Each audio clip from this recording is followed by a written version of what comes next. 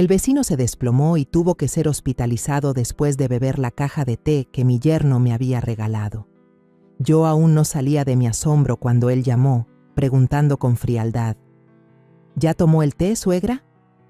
Todo mi cuerpo tembló, porque de pronto entendí que acababa de escapar de la muerte por un instante. Me alegra que estés aquí. Quédate hasta el final y dime desde qué ciudad ves mi historia. Quiero saber hasta dónde ha llegado. Los golpes en la puerta sonaron a las 8 de la mañana, firmes y precisos, como si la persona afuera no quisiera esperar. Dejé el trapo de cocina sobre la mesa, caminé despacio hacia la entrada. Mis sandalias viejas sonaban contra las baldosas frías. Al abrir, vi a un repartidor con uniforme verde, rostro muy joven y una gorra que le cubría casi los ojos. En sus manos tenía una caja cuadrada, envuelta en papel rojo oscuro y con un lazo dorado brillante. Se veía elegante, demasiado fuera de lugar en mi casa sencilla. «Firme aquí», dijo con voz monótona, extendiéndome un papel y una pluma. Firmé con trazos torpes. Mi mano ya llevaba años temblando. No dijo nada más. Se dio la vuelta y desapareció por el callejón que llevaba a la avenida. Me quedé ahí un momento, abrazando la caja, con una mezcla de curiosidad y desconfianza. ¿Quién mandaría un regalo así, justo el día de mi cumpleaños? Llevé la caja a la sala y la puse sobre la mesa de madera vieja donde mi esposo, antes de morir, solía leer el periódico. La luz de la mañana se colaba por la cortina y hacía brillar el papel rojo como si fuera una pequeña llama. Con cuidado desaté el lazo, rompí el papel poco a poco, temiendo dañar algo valioso. Dentro había una caja de madera oscura, tallada con figuras delicadas, curvas suaves como las olas. Sonreí, pensando que alguien había puesto empeño en escoger ese obsequio. Al abrirla, un olor extraño me golpeó, fuerte, penetrante, pero con un dejo dulce, como de hierbas mezcladas con miel. No se parecía a ningún té que yo hubiera probado, ni al de jazmín ni al verde que suelo preparar cada mañana. Fruncí el ceño, pasé los dedos por las hebras secas. Sentí que estaban un poco pegajosas, como si tuvieran algo encima. Dentro había una tarjeta pequeña en una esquina. La levanté y la abrí. Solo decía: «Feliz cumpleaños». Sin saludo, sin firma, únicamente un nombre escrito a mano: Octavio. El corazón me dio un vuelco. Octavio, mi yerno, el hombre cuyo solo nombre me hacía apretar los puños recordando viejas heridas. Nunca nos llevamos bien. Las discusiones sobre los bienes de Marisela, mi hija, habían abierto un abismo entre nosotros. Octavio siempre quiso que vendiera el terreno en las afueras, herencia de su padre, para invertir en sus proyectos de arquitectura. Me negué, no por avaricia, sino porque era el último recuerdo de mi esposo. Cada vez que lo mencionaba, Octavio me miraba con frialdad, como si yo fuera un obstáculo en su camino. ¿Y ahora me mandaba un regalo de cumpleaños? ¿Una caja de té caro? Me quedé con la tarjeta en la mano, la mente hecha un nudo. Algo no cuadraba, aunque no podía señalar qué. Justo entonces sonó el teléfono en la mesa, rompiendo el silencio. Me sobresalté, dejé la tarjeta y contesté. Era Marisela. Su voz sonaba alegre, distinta de la tensión que aparecía cada vez que hablábamos de Octavio. «Mamá, ¿ya recibió el regalo de Octavio? Es una caja de té raro. Él lo escogió con mucho cuidado. De verdad quiere mejorar la relación con usted», me dijo, como intentando convencerme. Respondí con evasivas, sin saber qué decir. «Sí, ya lo recibí. Tal vez lo pruebe en la tarde», contesté con voz seca. Marisela suspiró de alivio, como si se quitara un peso de encima. «Qué bien, mamá. Me alegra mucho. Tengo que entrar a una junta. En la noche le vuelvo a llamar». Y colgó tan rápido que no alcancé a añadir nada más. Dejé el teléfono a un lado y miré la caja de té sobre el mueble. Una sensación de inquietud se coló en mi pecho, como cuando te paras frente a una puerta desconocida sin saber qué hay detrás. Me dije a mí misma que quizá estaba siendo demasiado desconfiada. Al fin y al cabo, Octavio era el esposo de Marisela, y ella confiaba en él. Tal vez de verdad quería reconciliarse, como ella decía. Traté de sacudirme aquel pensamiento pesado y fui a la cocina a preparar el almuerzo. El olor a cebolla frita y jitomate guisado se extendió, familiar, ayudándome a olvidar por un momento aquel regalo. Menos de una hora después, el timbre volvió a sonar. Me limpié las manos en el delantal y abrí la puerta. Era Gaspar, el vecino bondadoso que llevaba más de 20 años viviendo al lado. Estaba ahí, con una sonrisa amable en su rostro arrugado, sosteniendo una canasta de fruta fresca, mangos, naranjas y unos aguacates maduros. «Feliz cumpleaños, Magdalena», dijo con una voz cálida como un abrazo. Sonreí, sintiéndome un poco más ligera. «Gracias, Gaspar. Pase, siéntese un rato». Lo invité a entrar y puse la canasta sobre la mesa. Al ver los mangos dorados pensé, ya que está aquí, ¿por qué no probar el té de una vez? La idea me cruzó como una manera de comprobar si el regalo de Octavio era realmente inofensivo. Fui por la caja de té que estaba en el mueble y la llevé a la sala. «Gaspar, mire, un regalo de cumpleaños», dije, tratando de sonar tranquila. Él entrecerró los ojos, observó la caja de madera y asintió. «Qué bonita caja de té, debe ser algo fino. ¿Quién se lo dio?» Titubeé y luego respondí. «Mi yerno, Octavio». Gaspar levantó las cejas, pero no dijo nada. Sabía bien de los conflictos entre Octavio y yo. Todo el vecindario lo sabía. Abrí la caja y otra vez ese aroma dulce y punzante se desbordó, haciéndome detener un segundo. «Huele raro pero rico», comentó Gaspar mientras aspiraba profundo. Tomé un poco de las hojas secas y las puse en la tetera de vidrio que siempre usaba. Al verter el agua hirviendo, las hebras se retorcieron como pequeñas serpientes. El color del agua se volvió marrón oscuro, más fuerte de lo que esperaba. El vapor se elevó con ese aroma extraño, llenando la sala. Preparé 2 tazas, una para él y otra para mí. La porcelana blanca descansaba en mis manos mientras miraba el humo fino subir, todavía con dudas. Gaspar probó un sorbo, y la imagen de su sonrisa tranquila quedó grabada cuando dijo: «Sí que tiene un olor raro, Magdalena. Nunca había probado algo así». Su voz sonaba igual que cuando hablaba de sus días de carpintero en el mercado viejo o cuando me enseñaba a podar el rosal del jardín. Le devolví la sonrisa, fingiendo normalidad, aunque dentro de mí crecía esa incomodidad, como si alguien me susurrara que todo estaba a punto de torcerse. Gaspar levantó la taza otra vez, inhaló hondo y asintió. Un poco amargo, pero con un regusto dulce. «Curioso, la verdad», dijo con ojos brillantes, como un niño descubriendo un platillo nuevo. Yo acerqué mi taza a los labios y olí con más atención. El olor fuerte no parecía a té, sino a algo peligroso. Dudé, apreté el asa con los dedos y luego la dejé sobre la mesa, murmurando al azar: «Que se enfríe tantito, está muy caliente». En realidad, no quería beberla, no porque tuviera una sospecha clara, sino por esa sensación extraña, como cuando miras un camino oscuro y sabes que no deberías avanzar. Empezamos a conversar, como tantas veces antes. Le conté sobre el rosal nuevo que había plantado en el patio trasero, con pequeños capullos que apenas empezaban a abrirse. Gaspar asintió y compartió cómo alguna vez había sembrado un naranjo en su patio, aunque la tierra de aquí no era adecuada para ese árbol. Se rió, con esa voz ronca pero cálida. «Ten paciencia, Magdalena. Todo florecerá, solo hay que no rendirse». Yo asentí, sintiendo que el corazón se me aligeraba un poco, como si su sola presencia bastara para disipar la inquietud que me tenía atrapada. Tomó otro sorbo de té. La taza de porcelana sonó apenas al tocar sus labios. Lo miré, buscando una excusa para no beber de la mía, pero no supe qué decir. Y entonces, apenas unos 5 minutos después, todo cambió. Gaspar comenzó a toser fuerte, una tos seca, como si algo se le hubiera atorado en la garganta. Se encorvó, con la mano en el abdomen, y su rostro, que siempre lucía sonrosado, se tornó pálido de inmediato. Me sobresalté, poniéndome de pie de un salto. «Gaspar, ¿qué le pasa?», pregunté, con la voz quebrada por la preocupación. No respondió enseguida, solo tosió un par de veces más, con gotas de sudor brotando en su frente.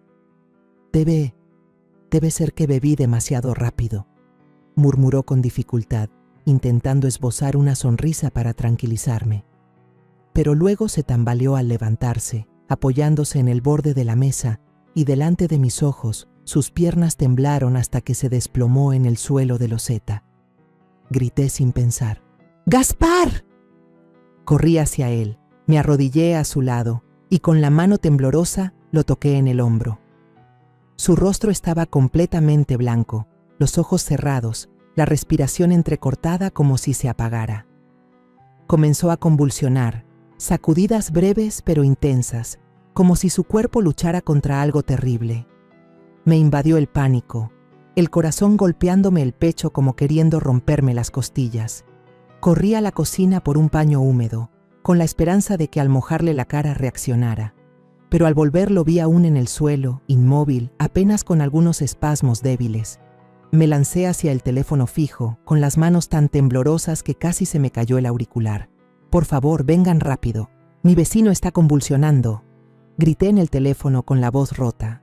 La persona del otro lado hizo unas preguntas, pero yo solo repetía mi dirección una y otra vez, como si fuera la única frase que aún recordaba. Regresé junto a Gaspar, le tomé la mano y susurré: «Aguante, ya viene la ambulancia».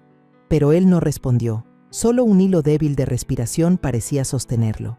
Pocos minutos después, la sirena de la ambulancia desgarró el silencio del vecindario. 2 paramédicos entraron corriendo, con su maletín y la camilla.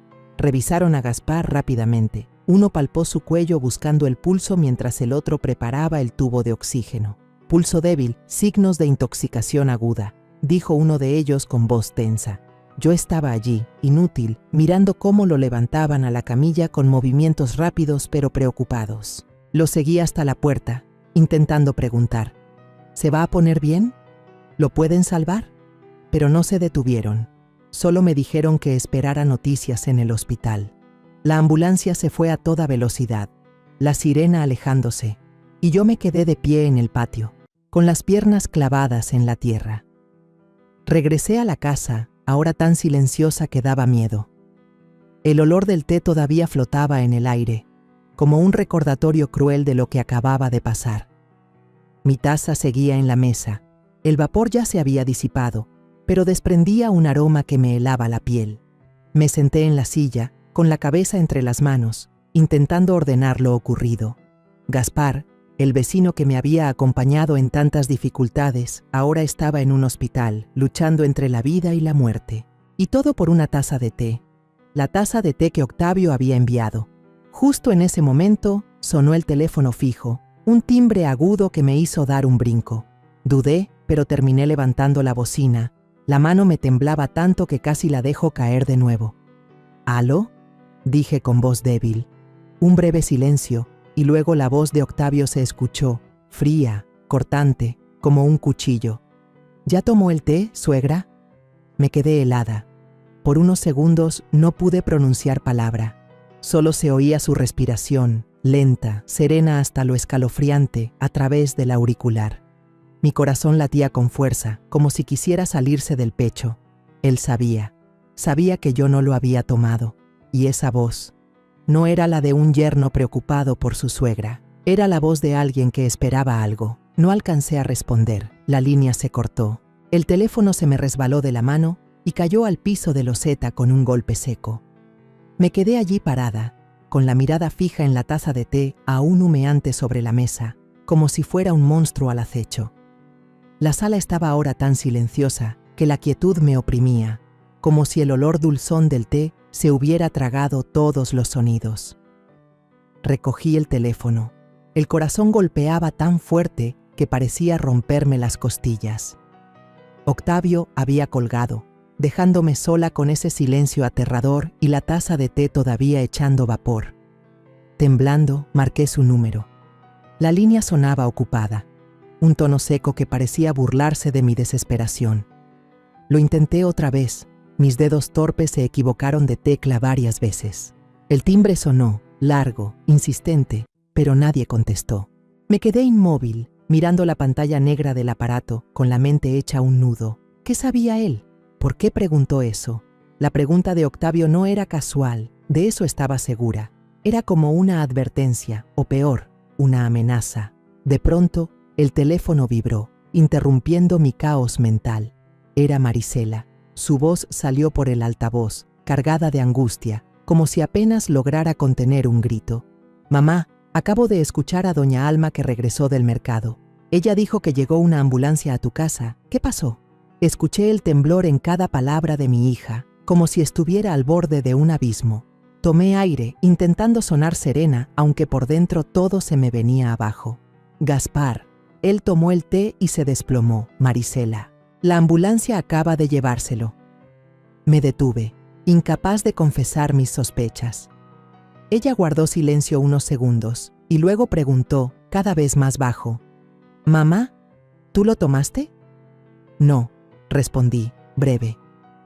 El suspiro de alivio de mi hija se escuchó como si acabara de despertar de una pesadilla. «Qué bueno, mamá. Voy a llamar a Octavio ahora mismo», dijo rápido, con tono apurado. «No», grité casi, pero Marisela ya había colgado antes de que pudiera detenerla. Me quedé allí, con el teléfono aún pegado al oído, sintiendo una impotencia abrumadora.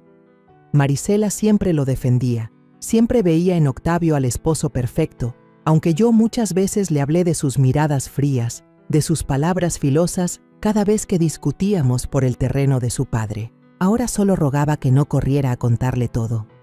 Me giré hacia la mesa, con las piernas pesadas como si llevara piedras amarradas. La caja de té seguía allí, abierta, el olor dulzón flotando como un recordatorio de lo que acababa de pasar. Me quedé mirando las hebras secas, parecían inofensivas, pero a mis ojos eran como serpientes enroscadas, esperando. No podía dejar eso allí.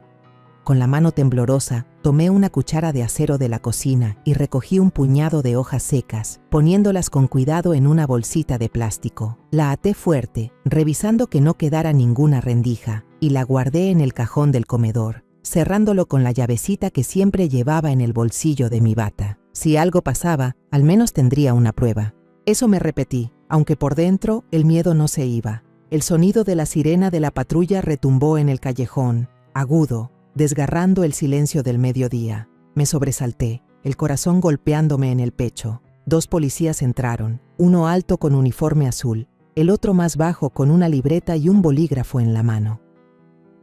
«¿La señora Magdalena?», preguntó el alto, con voz seria.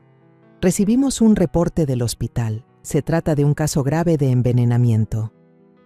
Asentí, tratando de mantener la calma, aunque mis manos temblaban cuando señalé la mesa. Es el té». Gaspar tomó el té y luego él. Me detuve, incapaz de continuar. La imagen de Gaspar convulsionando, con la respiración entrecortada, seguía clara en mi mente. Conté toda la historia. Gaspar vino a felicitarme por mi cumpleaños. Tomamos té juntos, pero yo no alcancé a beber cuando él se desplomó. El policía más bajo escribió rápido, con una mirada penetrante. El alto pidió ver la caja de té. Se la entregué. Lo vi olerla y fruncir el ceño. «Tiene un olor muy extraño», dijo, bajando la voz. «La llevaremos a analizar». Selló la caja en una bolsa de plástico transparente y luego ambos se marcharon, dejándome en una casa ahora más fría que nunca. Me quedé mirando por la ventana cómo la patrulla desaparecía al final del callejón, con el corazón pesado. Gaspar estaba en el hospital, entre la vida y la muerte. Y yo acababa de escapar de algo, pero no me atrevía a pensar más allá. Apenas la puerta se cerró, mi teléfono vibró otra vez.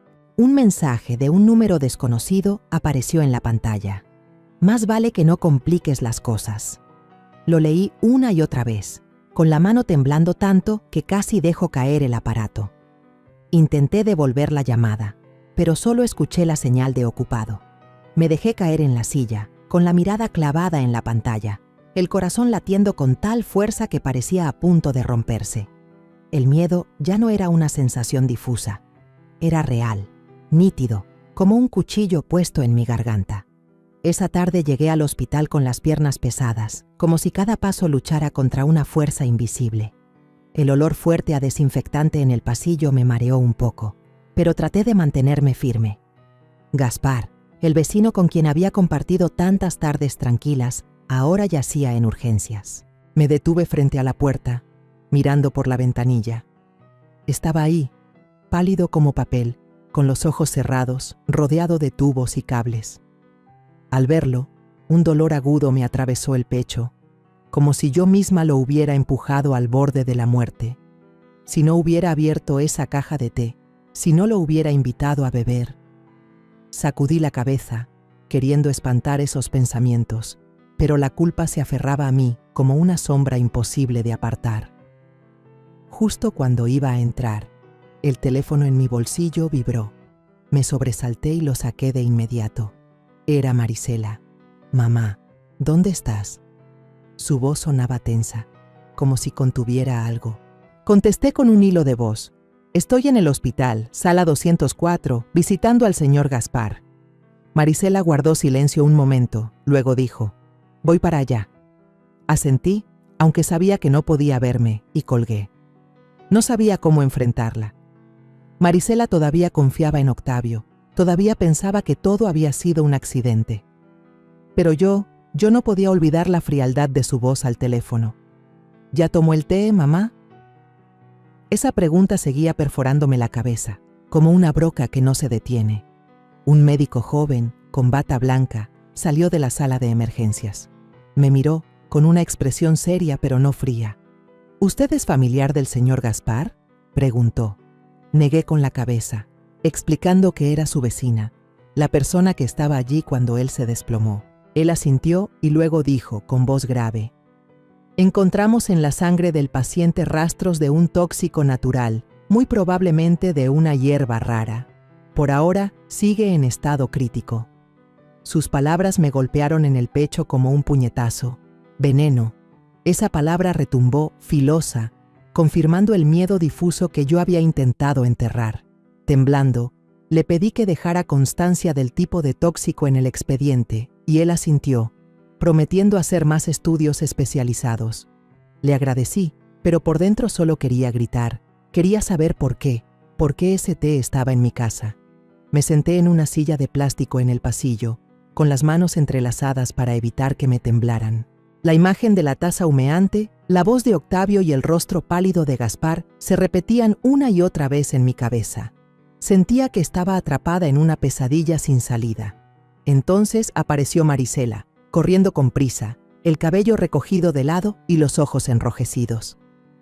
Se sentó junto a mí, tomó mi mano, aunque percibí la tensión en ese apretón. «Mamá, Octavio dice que seguro el té estaba enmohecido», dijo con voz esperanzada, como si quisiera convencernos a las dos. «Él está muy preocupado, mamá. Dice que se pondrá en contacto con la tienda donde lo compró para verificar». La miré sin responder. Las palabras de Marisela me dolieron como una puñalada, no por lo filosas, sino por lo ingenuas. ¿Mojo? Quise creerlo. Quise pensar que todo era un accidente absurdo, pero la voz de Octavio al teléfono no me dejaba soñar con eso. Marisela siguió, cada vez más baja de tono. «No culpes a él. Tal vez solo sea una intoxicación alimentaria». Contuve la rabia que hervía en mi interior y solo asentí para evitar una discusión. No quería pelearme con ella, no quería empujarla más lejos. Pero dentro de mí sentí como un muro invisible crecía entre madre e hija, y eso me dolía más que el miedo al té envenenado. Mi teléfono vibró, interrumpiendo mis pensamientos. Un mensaje de un número desconocido.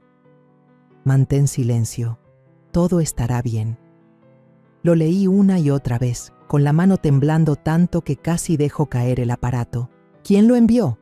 ¿Octavio? ¿O alguien más detrás de él?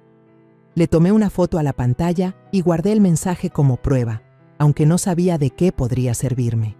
Lo único claro era que no podía dejar que me intimidaran sin hacer nada. Miré a Marisela con ganas de contarle, pero me detuve. Ella me miraba con preocupación, pero también con una lealtad absoluta hacia su esposo. No podía destruir su confianza, todavía no. De regreso a casa, pasé por un laboratorio veterinario privado que una vieja amiga me había recomendado. Saqué de mi bolsillo una pequeña bolsa de té y se la entregué a la técnica. «Por favor, analícelo urgente», le pedí casi suplicando. La técnica, una mujer de mediana edad con gafas gruesas, me miró con curiosidad pero no dijo nada. «Le llamaremos en 1 o 2 días. respondió, guardando la bolsa y anotando en su libreta. Le di las gracias y me fui, con la sensación de haber entregado parte de mi destino en manos de una desconocida. Esa noche, mientras preparaba la cena en la cocina, intenté concentrarme en cortar verduras, pero mi mente no dejaba de repasar los sucesos del día. El golpeteo del cuchillo sobre la tabla sonaba constante, pero no lograba tapar los latidos acelerados de mi corazón. De pronto, un ruido leve en la ventana de la cocina me hizo saltar. El cuchillo casi se me resbaló de la mano. Apagué la estufa y salí al patio trasero. La luz del porche iluminaba tenuemente. Alcancé a ver una silueta encorvada junto a la cerca, como tratando de ocultarse. «¿Quién anda ahí?», grité con voz temblorosa. La figura se sobresaltó y corrió hacia el callejón oscuro, desapareciendo antes de que pudiera verla bien. Me quedé allí, con el corazón desbocado, apretando con fuerza el mango del cuchillo que aún tenía en la mano. Entré de nuevo a la casa, revisé el cajón donde guardaba las bolsas de té. Por suerte, seguía intacto, la cerradura no había sido forzada, pero dentro de mí, una nueva sensación de inquietud surgía, más intensa que nunca. Alguien quería recuperar la evidencia, y no dudaba en meterse en mi casa en plena noche. Corrí las cortinas un poco más. Revisé de nuevo la puerta delantera y la trasera, pero en el fondo siempre supe que la sensación de seguridad había abandonado este hogar desde el momento en que Gaspar cayó. A la mañana siguiente, la luz del sol se filtraba por las cortinas, dejando rayos difusos sobre el piso, pero la habitación seguía tan fría como la noche anterior. Me senté junto a la mesa de la cocina, con una taza de café ya frío entre las manos, intentando apartar la sensación de inquietud que me seguía acosando. El teléfono vibró, rompiendo el silencio. Era el número de un laboratorio veterinario privado. Contesté, el corazón latiendo fuerte, como si ya supiera que lo que estaba por escuchar lo cambiaría todo. La voz del técnico sonó clara, sin rastro de emoción. «Señora Magdalena, hemos analizado la muestra de té que nos envió. Contiene alcaloides de una hierba sumamente tóxica. No puede estar presente de forma natural en un té comercial. Está claro que fue adulterado». Apreté el teléfono, sintiendo como si el suelo bajo mis pies se hundiera. Veneno. No era moho, no era un accidente. Alguien había mezclado el té con veneno a propósito, y yo sabía, muy dentro de mí, que el nombre Octavio en aquella tarjeta no era casualidad. «Gracias», susurré con la voz quebrada. «¿Necesita un reporte detallado?», preguntó la técnica. Asentí, aunque no pudiera verme, y respondí, «Por favor, envíemelo lo antes posible». Anoté con cuidado cada palabra en un cuaderno viejo. La mano me temblaba tanto que la letra salía torcida. Esto era evidencia, me repetía, evidencia de que no estaba loca, de que mi miedo era real. Al mediodía, sonó el timbre de la puerta. Me sobresalté. Miré por la mirilla antes de abrir. Era Marisela. Estaba allí, con una bolsa de comida en la mano, el rostro pálido pero forzando una sonrisa. «Mamá, traje unos tamales. Yo quiero quedarme con usted hoy», dijo en voz baja, como si quisiera ocultar su preocupación. Asentí, abrí la puerta, pero en mi interior sabía que el día no sería fácil. Marisela entró, dejó la bolsa sobre la mesa y empezó a ordenar, como si buscara evitar mi mirada. Yo la observaba, a la hija que había cargado en mis brazos desde recién nacida, y que ahora parecía tan lejana como si nos separara un océano. Respiré hondo, reuniendo valor para hablar. «Marisela, necesito hablar contigo». Ella se detuvo, con el plato todavía en la mano, y me miró con ojos llenos de cautela. «¿De qué, mamá?».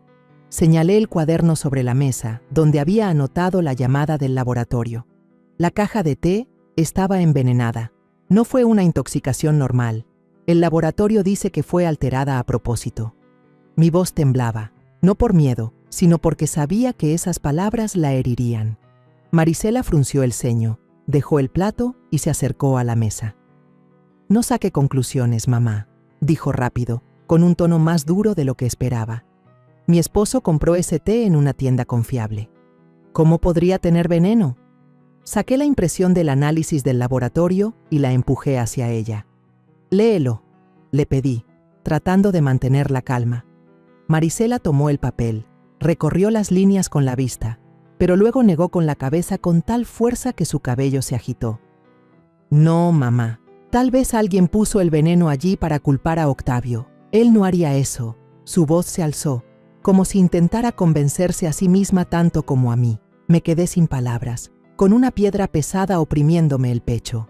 Marisela, dije con la voz quebrada, solo quiero que estés a salvo. No quiero perderte. La muchacha dejó el papel sobre la mesa, con la voz tensa. No puedo creer que mi esposo haya hecho algo así. Mamá, debe parar esto o va a destruir mi familia. Sus palabras fueron como un cuchillo, filosas y frías, que se clavaron directo en mi corazón. Quise gritar, decirle que fue el mismo Octavio quien me llamó para preguntarme, ¿ya tomaste el té?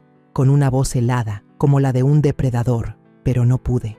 Al mirar los ojos de Marisela, vi la desesperación, esa defensa ciega hacia el hombre que ama. Guardé silencio, dejando que el peso del ambiente cubriera la cocina. Marisela empezó a poner la comida en la mesa, pero ninguna de las dos dijo nada más. Yo me senté frente a ella, mirando los tamales aún humeantes, aunque ninguna los tocó. Cada bocado se me quedaba atorado en la garganta. Quise extender la mano hacia mi hija, abrazarla como cuando era niña, pero la distancia entre nosotras ahora era más grande que nunca. Durante toda la cena, lo único que se escuchó fue el sonido seco de los cubiertos chocando contra los platos. Miraba a Marisela, buscando a la niña que solía correr tras de mí para pedirme que le contara un cuento, pero lo único que veía era a una mujer atrapada entre el amor a su esposo y el lazo con su madre. Al caer la noche, Marisela recogió los trastes y se levantó para irse. La acompañé hasta la puerta, con el corazón pesado. Antes de salir al patio, se giró hacia mí con una mirada dura que nunca le había visto. Mamá está pensando mal de mi esposo, dijo con voz firme. Yo confío en él. No me haga quedar en medio. Me quedé callada, sin poder responder. Marisela se dio vuelta y caminó, su silueta perdiéndose poco a poco en el callejón oscuro. Me quedé de pie en el portal, con el viento frío de la noche estremeciéndome, aunque el hielo dentro de mí dolía mucho más. La grieta entre nosotras ya no era una simple fisura, era un abismo, y no sabía cómo volver a traerla de mi lado. Esa noche cerré la casa con llave, revisando cada cerradura 2 veces. Corrí las cortinas, pero aún sentía como si alguien me estuviera observando desde afuera. A medianoche, la casa estaba en silencio. Solo se escuchaba el tic-tac constante del reloj de pared, como los latidos de alguien que espera algo.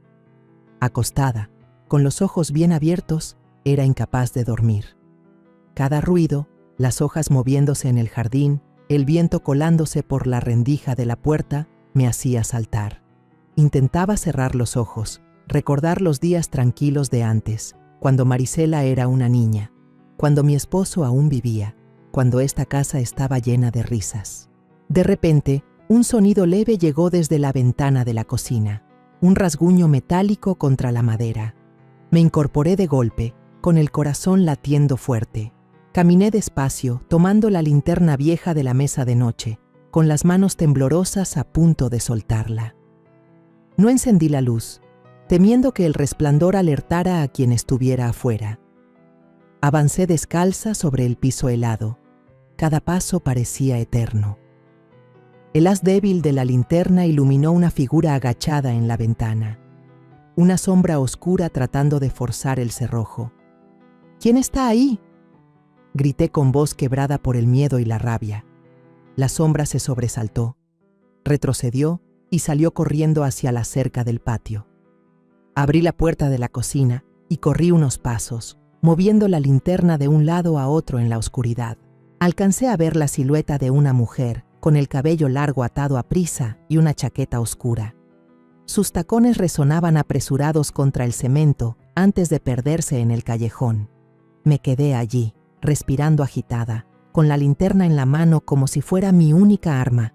El viento nocturno soplaba helado, haciéndome temblar, pero no era el frío de afuera, era el frío dentro de mí. Entré de nuevo a la casa y revisé de inmediato el cajón donde guardaba la bolsita de té con la muestra del polvo venenoso. Por suerte, seguía intacta. El candado no estaba forzado. Pero cuando alumbré con la linterna la cerradura de la puerta de la cocina, sentí que el corazón se me detenía.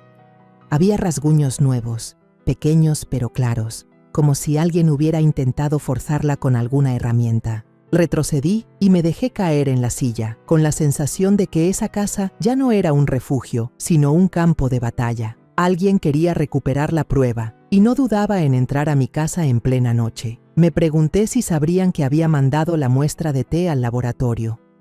¿Volverían otra vez? Temblando, levanté el teléfono y marqué a la policía. Alguien acaba de intentar entrar a mi casa, dije, con la voz entrecortada, tratando de mantener la calma para que entendieran bien lo que pasaba. El operador me tranquilizó y aseguró que enviarían una patrulla de inmediato. Mientras esperaba, recorrí la casa revisando cada ventana, cada cerradura, como si eso pudiera devolverme un poco de seguridad. Pero en el fondo sabía que la seguridad se había ido desde que esa taza de té apareció en mi mesa. Solo 10 minutos después, las luces de la patrulla iluminaron la calle. 2 oficiales entraron, uno joven, de mirada aguda, y otro mayor, con voz grave y serena. Les conté todo, los ruidos, la silueta de la mujer y el hecho de que yo guardaba en secreto la muestra de té como evidencia. El joven escribía rápido en su libreta, mientras el mayor fue al patio trasero y alumbró con su linterna. «Hay huellas de zapatos de mujer en la tierra húmeda», dijo, señalando una marca clara junto a la cerca. «Vamos a tomar fotos y recogerlas como prueba». Se volvió hacia mí, con un tono severo. «Es posible que el culpable haya enviado a alguien a recuperar la caja de té para destruir la evidencia. Tiene que tener mucho más cuidado». Sus palabras me cayeron como un balde de agua fría. Culpable. Esa palabra retumbó en mi cabeza, afilada, haciéndome ver que estaba frente a un plan calculado al detalle. Asentí, aunque en mi mente la imagen de aquella mujer de cabello largo se repetía, tan nítida que sentía que ya la había visto antes. ¿Quién era? ¿Tendría algo que ver con Octavio? Quise preguntar más, pero los oficiales se fueron, dejándome con una casa que se sentía aún más helada. A la mañana siguiente casi no había dormido, con los ojos hundidos y la mente exhausta. El teléfono vibró. Era el detective Salvatierra, a cargo del caso de Gaspar. «Señora Magdalena, tenemos una pista nueva», dijo con voz firme. La cámara de seguridad de un vecino grabó a alguien saliendo de la calle a medianoche. Me mandó una foto por mensaje. La abrí y me quedé mirando fijamente el rostro borroso en la pantalla. No era claro, pero suficiente para saber que no era Octavio. Era una mujer, tal como yo había visto. Cabello largo, figura delgada, ropa oscura. «Vamos a investigar más», dijo Salvatierra. «Puede que sea un eslabón importante». Me quedé inmóvil, con el teléfono en la mano, mientras una nueva pregunta me atravesaba como un cuchillo. ¿Quién era esa mujer? ¿Por qué se arriesgaba a entrar en mi casa de madrugada? ¿Sería ella quien me mandó los mensajes de amenaza? Y lo más inquietante, ¿qué relación tenía con Octavio? Al día siguiente desperté con una fatiga que me calaba los huesos, como si toda la noche hubiera estado huyendo en un sueño sin final. La luz del sol atravesaba las cortinas débilmente, sin alcanzar a calentar la habitación, que solo guardaba un frío vacío. El teléfono vibró en la mesa, haciéndome sobresaltar. Era el laboratorio veterinario privado. La voz del técnico sonó clara y cortante. «Señora Magdalena, ya tenemos el informe oficial. La muestra de té que nos envió contiene un tóxico extraído de la planta White Snake Root, una hierba sumamente venenosa que en el pasado causó la muerte de muchas personas. No es algo que pudiera mezclarse en el té de manera natural». Las palabras de ella fueron como un martillazo en mi cabeza. White Snake Root. Nunca había escuchado ese nombre, pero me apretó el corazón. Imaginé a Gaspar, el rostro pálido, la respiración entrecortada, y yo, que por poco bebo ese sorbo de té. «Gracias», susurré con la voz temblorosa. «¿Necesita una copia del informe?», preguntó ella. «Sí, por favor, mándemela de inmediato», respondí, tratando de mantener la calma. Al colgar, me senté con la cabeza entre las manos, sintiendo que el mundo entero se derrumbaba. Ya no eran sospechas. Era la prueba clara de que alguien quería verme muerta. Imprimí el informe, cada línea seca pero afilada como una navaja. Lo doblé con cuidado y lo guardé en mi bolso, como si fuera un amuleto.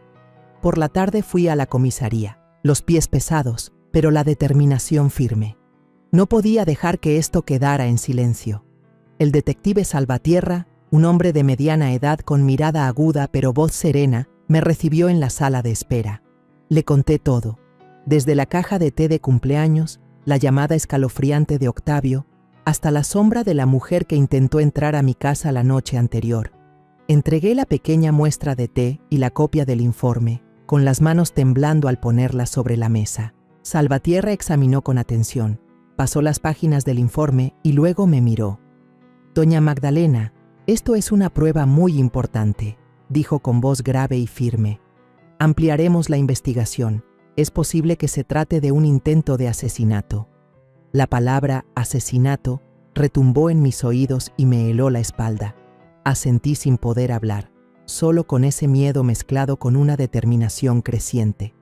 Quería justicia, no solo para Gaspar, sino para mí, para las noches sin dormir, para la grieta cada vez más grande entre Marisela y yo. Esa misma noche, Salvatierra me llamó para informarme que la policía había conseguido una orden de cateo para revisar la oficina privada de Octavio en el despacho de arquitectura.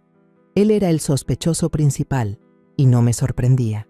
Estaba en el pasillo de la comisaría cuando regresaron con un frasco de vidrio lleno de hierbas secas de color marrón oscuro y una pequeña libreta. Alcancé a ver por encima del hombro de un agente símbolos extraños y números que marcaban dosis. El corazón me latía con fuerza, como queriendo salirse del pecho. «Esto es la prueba», me repetí, «la prueba de que Octavio no es inocente como Marisela todavía cree». Cuando lo citaron, Octavio entró a la sala de interrogatorio con una calma que asustaba. Llevaba puesta una camisa blanca, el cabello peinado con cuidado, y hasta sonrió levemente al verme detrás del vidrio espejado. «Solo investigo hierbas para un proyecto de arquitectura verde», dijo con voz monótona, como si hablara de un pasatiempo inofensivo. «¿Qué tiene de raro?». Pero los policías no se dejaron convencer. Señalaron el frasco y la libreta. Preguntaron por los números, los símbolos. Octavio se encogió de hombros, dio respuestas evasivas, pero vi cómo apretaba la mano bajo la mesa, una señal mínima de tensión. Finalmente, le pusieron las esposas y lo llevaron detenido. Me quedé mirando cómo su silueta desaparecía, con la sensación de haber soltado parte de una carga, aunque otra herida empezaba a abrirse. ¿Qué pensaría Marisela al saber que su esposo estaba preso? Volví a casa cuando ya oscurecía, pensando que todo empezaba a aclararse. Me senté en la silla, sosteniendo la vieja taza de té verde que Gaspar me había regalado, intentando encontrar un poco de paz. Pero de pronto el teléfono vibró. Un mensaje de un número desconocido. Ya se le acabó la suerte por ignorar mi advertencia. La próxima vez, nadie podrá salvarla a tiempo. Me sobresalté. El celular casi se me cayó de las manos.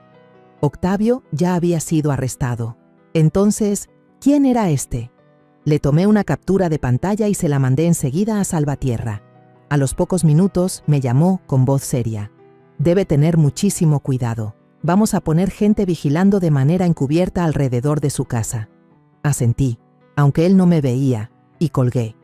Me levanté, revisé de nuevo las cerraduras y corrí las cortinas con más fuerza. La casa ahora parecía una fortaleza, pero yo me sentía como una presa acechada. 2 días después del allanamiento, decidí ir al hospital a visitar a Gaspar. Sí, cada paso por el camino conocido hacia el hospital se me hacía pesado, como si caminara sobre un campo lleno de espinas. No podía dejar de pensar en él, mi vecino bondadoso que ahora estaba en cuidados intensivos, luchando cada segundo por aferrarse a la vida. La imagen de su rostro pálido, conectado a múltiples tubos, me perseguía sin tregua, apretándome el pecho. Me culpaba a mí misma, aunque sabía que no servía de nada. Si no hubiera abierto esa caja de té, si no lo hubiera invitado a beber. Moví la cabeza, tratando de alejar esos pensamientos, pero se me aferraban como una maldición. Caminaba por el callejón angosto que llevaba al hospital. El sol del mediodía pegaba fuerte, obligándome a entrecerrar los ojos. La calle estaba casi vacía, solo unas pocas personas y el ruido lejano del tráfico. De repente, un estruendo brutal retumbó desde arriba, como si el cielo se viniera abajo. Apenas alcé la vista y vi un bloque de concreto cayendo justo en el lugar que yo acababa de pasar. Los pedazos saltaron por todas partes. Uno casi me golpeó en el hombro y me hizo tambalear. Se escucharon gritos de pánico y un hombre alto que estaba cerca me jaló hacia atrás. ¡Cuidado!, gritó con voz preocupada. Me quedé helada, el corazón latiendo con fuerza, mirando los escombros en el suelo. Un segundo más tarde y yo estaría ahí, sin oportunidad de contarlo. Aterrada, levanté la vista y alcancé a distinguir una silueta femenina en el tercer piso del edificio abandonado de al lado. Ella salió corriendo, el cabello largo volando, una figura delgada con una blusa oscura. Antes de que pudiera reaccionar, varios hombres vestidos de civil, pero con el porte ágil de policías, aparecieron desde la esquina del callejón y subieron corriendo las escaleras del edificio. El sonido de sus pasos y gritos de órdenes retumbaban, y en pocos minutos ya la tenían controlada. Yo seguía ahí, con las piernas clavadas al suelo, respirando entrecortado. El hombre que me había jalado me dio una palmada en el hombro y preguntó: ¿Está bien? Asentí, aunque en realidad no lo estaba. La imagen del bloque cayendo a centímetros de mí se repetía en mi mente como una película de horror imposible de detener. Cuando la policía bajó a la mujer, me quedé sin habla. Esa figura, ese cabello mal recogido, era ella, la misma que había intentado entrar en mi casa la noche anterior. Su rostro ahora, bajo la luz del día, mostraba frialdad y a la vez desesperación. El detective Salvatierra apareció. Se acercó a mí con expresión grave. «Ella es Isidora», dijo con voz baja.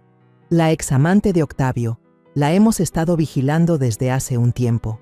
La miré, sintiendo que el corazón me retumbaba. Isidora forcejeaba, gritando: «No tienen ninguna prueba. Solo pasaba por el edificio por casualidad».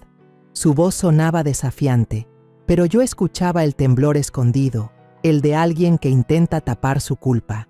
Salvatierra hizo una seña a un policía para que revisara los bolsillos de su abrigo. Encontraron un boleto de autobús recién comprado, con destino a la zona de oficinas donde trabajaba Octavio. Escuché a Salvatierra murmurarle a su compañero: «Ella todavía se comunica con él, de eso no hay duda». Isidora fue esposada y su mirada se cruzó con la mía, helada y llena de odio. Retrocedí sin pensarlo, sintiendo que esa mirada podía atravesarme. Salvatierra se volvió hacia mí, su voz grave pero tranquilizadora. «Parece que este caso es más complicado de lo que pensábamos, señora Magdalena. Usted se ha salvado de morir por segunda vez». Me dejé caer en la banca de piedra cercana, con las manos aún temblando. La imagen del bloque de concreto cayendo tan cerca de mí me dejó sin aliento. Un paso más lento y yo no estaría aquí. Miré mis manos, huesudas y llenas de arrugas, como si se aferraran a la vida con desesperación. «¿Por qué?», susurré, no preguntándole a Salvatierra, sino a mí misma. ¿Por qué alguien querría mi muerte con tanta insistencia? ¿Y quién era en realidad Isidora dentro de este juego mortal? ¿La examante de Octavio, tal vez? ¿Actuaba sola? ¿O era Octavio quien seguía moviendo los hilos desde la cárcel? La policía me llevó a casa en un vehículo oficial, pidiéndome que no saliera sin compañía. Asentí, pero por dentro sabía que ya no existía un lugar realmente seguro. Cuando el auto se detuvo frente a la reja, bajé y mi mirada recorrió el callejón como si cualquier sombra pudiera esconder a alguien al acecho. Salvatierra entró conmigo, revisó cada rincón de la casa y luego dijo: «Vamos a reforzar la vigilancia en esta zona. Puede estar tranquila». Pero ¿cómo podía estarlo? Le di las gracias, aunque en cuanto la puerta se cerró, el miedo de pensar en los peligros rondándome me hizo sentir que iba a enloquecer. Pasaron varias semanas desde aquel día en que estuve a punto de ser aplastada por el concreto, pero el miedo seguía pegado a mí como una sombra. Ya no me atrevía a salir sola. Siempre miraba por encima del hombro y mi sueño se había convertido en pedazos cortos interrumpidos por pesadillas. Al fin llegó el día del juicio. como una tormenta que se avecinaba para arrastrarme. Fui citada como testigo principal, y al entrar a la sala sentí que mi corazón latía tan fuerte que cualquiera podría escucharlo. El lugar estaba abarrotado. Los periodistas se apretujaban en las esquinas, las cámaras y los flashes no paraban, como si quisieran capturar cada segundo de un caso que tenía a toda la ciudad en vilo. Me senté en el estrado de testigos, con las manos entrelazadas para evitar que temblaran. Frente a mí estaba Octavio, en el banquillo de los acusados, con una camisa blanca impecable y un rostro tan sereno que resultaba escalofriante. A veces esbozaba una sonrisa fría, como si todo esto no fuera más que un juego que él tenía bajo control. A su lado estaba Isidora, la mujer que había visto aquella noche entre las sombras. Llevaba el cabello recogido, la mirada filosa, sin un ápice de miedo, como si nada pudiera alcanzarla. Cuando el fiscal se levantó, su voz sonó clara y firme, exponiendo las pruebas sobre la caja de té envenenado. Señaló el frasco con hierbas secas y la libreta hallada en la oficina de Octavio, subrayando que el veneno era White Snake Root, mezclado a propósito. Yo escuchaba cada palabra, sintiendo que revivía los momentos de terror en mi propia casa. Entonces Octavio se puso de pie y con voz calmada, casi burlona, dijo: «Yo nunca llevé té a casa de mi suegra. Tal vez alguien quiso poner veneno y usar mi nombre para incriminarme». Su mirada recorrió la sala hasta detenerse en mí, fría como un cuchillo. La sala estalló en murmullos. Algunos cuchicheaban entre sí, como si sus palabras fueran suficientes para sembrar la duda. Isidora también se levantó, su voz afilada y desafiante. «La señora Magdalena es la que tiene el motivo. Ella amenazó con destruir a Octavio, y fue ella quien puso el veneno en el té para luego culparnos a nosotros». Sus palabras fueron como un puñetazo en el pecho. Sentí la sangre subirme al rostro, las manos cerrarse en puños.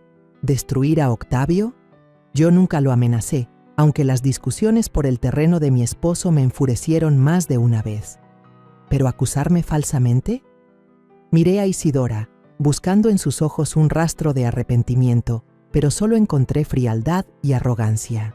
El abogado de Octavio se puso de pie y mostró unos correos antiguos, frases que yo había escrito en un arranque de ira al discutir con él por la herencia. «La señora Magdalena ha demostrado en varias ocasiones su hostilidad hacia mi cliente», dijo con voz fluida, como un actor. Incluso presentó un mensaje manipulado en el que supuestamente yo amenazaba con acabar con Octavio. Me quedé helada, sin poder creer lo que veía. Esos mensajes no eran míos, o al menos no en ese contexto. Había distorsionado la verdad, convirtiéndome en una criminal.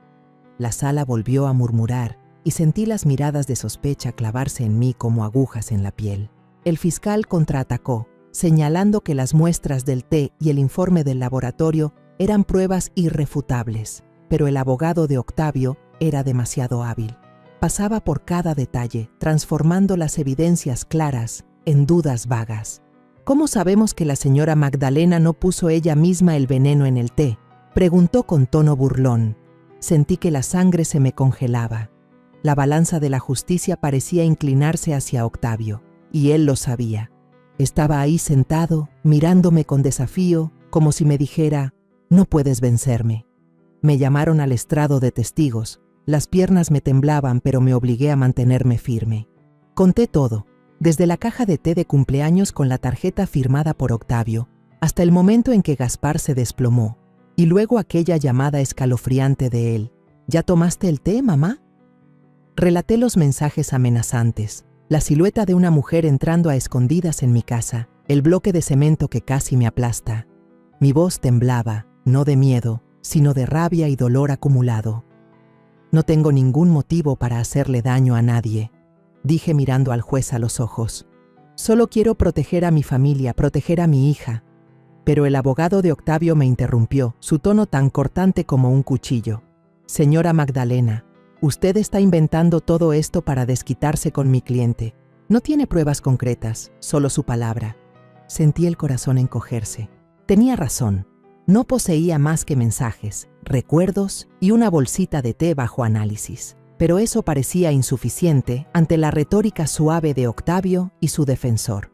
Miré hacia el público y vi miradas de duda. Por primera vez temí que la justicia se deformara ante mis propios ojos. En ese instante, la puerta de la sala se abrió de golpe. El chirrido de las bisagras cortó el aire y todos quedaron en silencio. Levanté la cabeza, el corazón latiéndome con fuerza. Marisela entró con paso firme, el rostro serio, los ojos enrojecidos como si hubiera llorado. En sus manos sostenía un grueso expediente, apretado contra el pecho como si fuera lo más valioso del mundo. Me quedé petrificada, apenas respiraba. Octavio, en el banquillo, también se sobresaltó. Su rostro se descompuso por un segundo. Marisela no me miró ni a mí ni a nadie. Caminó directo al estrado y entregó la carpeta al fiscal. Aquí está la copia de los documentos y mensajes que extraje del celular guardado en la caja fuerte de mi esposo, dijo con voz temblorosa pero decidida, como si hubiera reunido toda su valentía para estar ahí. El fiscal recibió el expediente. Hojeó cada página, sus ojos afilados. Marisela empezó a hablar, con voz baja pero clara, como si estuviera desgarrando un velo de secretos. Hace unos meses, empecé a notar que Octavio se comportaba raro. Hacía llamadas a escondidas, siempre cerraba con llave su despacho y se enojaba cada vez que yo, sin querer, tomaba su celular. Pensé que era solo por la presión del trabajo, pero luego lo vi abrir la caja fuerte una y otra vez, como si estuviera escondiendo algo. La muchacha se detuvo, respiró hondo y continuó. Encontré la clave de la caja fuerte pegada debajo del escritorio. La abrí y saqué el segundo teléfono que él tenía. Lo que había ahí, no lo podía creer. La sala entera quedó en silencio. Solo se oían las hojas que pasaba el fiscal. Él se levantó, su voz sonó firme y clara, leyendo en voz alta las líneas del expediente. Este es el plan detallado de cómo mezclar la toxina White Snake Root en el té, con notas sobre el tiempo, la dosis y hasta los chats entre Octavio e Isidora, donde discuten probarlo en alguien primero y luego en Magdalena. Se detuvo, recorrió la sala con la mirada y señaló el teléfono que Marisela había entregado. Esta es una prueba irrefutable. Un murmullo de sorpresa recorrió al público. Miré a Octavio y vi cómo su rostro cambiaba de color. Su mano se cerraba en un puño. Sus ojos lanzaban fuego de rabia hacia Marisela. Isidora se levantó de golpe, gritando: «¡Ella miente! ¡Esa es una prueba falsa!». Pero los policías cercanos la sujetaron enseguida, impidiendo que dijera más. Marisela permanecía en el estrado, los hombros temblando, pero sus ojos firmes, como si hubiera cruzado todo el dolor para poder estar ahí, frente a la verdad. El juez golpeó la mesa con el mazo, pidiendo orden. Marisela giró hacia mí, con los ojos llenos de lágrimas. «Yo llegué a dudar de ti, mamá», dijo con la voz quebrada. «Pensé que eras demasiado dura con Octavio, pero cuando vi lo que escondía, entendí todo. Perdóname, mamá». Las lágrimas rodaron por mis mejillas, incapaces de contenerse. Quise levantarme, correr a abrazarla, pero mis piernas parecían clavadas al piso. Solo pude mirarla, con un dolor mezclado con alivio. Había elegido la verdad, aunque eso significara destrozar su propio mundo. El fiscal presentó más pruebas desde el teléfono, los mensajes entre Octavio e Isidora, el plan minucioso para eliminarme y hasta la forma en que planeaban culpar a un accidente por té echado a perder con moho. La sala quedó muda, ya no había murmullos de duda. Octavio agachó la cabeza, esa sonrisa cínica había desaparecido. Isidora aún forcejeaba, pero su mirada ya no tenía el brillo altanero de antes. El juez golpeó de nuevo con el mazo y declaró: «Tras revisar todas las pruebas, este tribunal concluye que Octavio es culpable de conspiración para cometer homicidio y se le condena a 20 años de prisión. Isidora, como cómplice, recibe una condena de 12 años de prisión». Lo escuchaba y apenas podía creerlo. La justicia, esa que temí que siempre se me escapara de las manos, al fin había llegado. Gaspar fue mencionado en la sentencia como un testigo sobreviviente, aunque su salud aún no se recuperaba del todo. Su existencia era la prueba viviente del plan cruel de Octavio e Isidora. Al salir de la corte, Marisela me tomó la mano con fuerza y susurró: «Todavía nos tenemos la una a la otra». Sus palabras fueron como un viento tibio soplando sobre mis heridas, aunque sabía que tardarían en sanar. Esa noche, regresé a casa y entré en la cocina de siempre. Puse a calentar una tetera con té verde, el mismo que Gaspar me había regalado meses atrás. El vapor subió, con un aroma ligero que llenó la habitación. Me senté, serví una taza y bebí un sorbo. Esta vez, el té tenía un sabor limpio, sin rastro amargo, sin amenaza alguna. Era como un símbolo de que la justicia había sido hecha, de que el lazo entre madre e hija había sido reparado tras la tormenta. Miré por la ventana. La luz de la luna iluminaba el jardín y por primera vez sentí que un poco de paz regresaba a mi vida. La historia que contamos es ficticia, pero está basada en algunos hechos reales. Los nombres y lugares han sido cambiados para proteger la identidad de quienes estuvieron involucrados. No contamos esto para juzgar, sino con la esperanza de que alguien escuche y se detenga a pensar. ¿Cuántas madres están sufriendo en silencio dentro de su propia casa? Siento verdadera curiosidad. Si fueras tú en mi lugar, ¿qué harías? ¿Elegirías callar para mantener la paz? ¿O te atreverías a enfrentarlo todo para recuperar tu voz? Quiero saber lo que piensas, porque cada historia es una vela que puede iluminar el camino de alguien más. Dios siempre bendice, y yo creo firmemente que el valor nos lleva a días mejores. Mientras tanto, en la pantalla final te dejo 2 de las historias más queridas del canal. Te aseguro que te sorprenderán. Gracias por haberte quedado hasta aquí.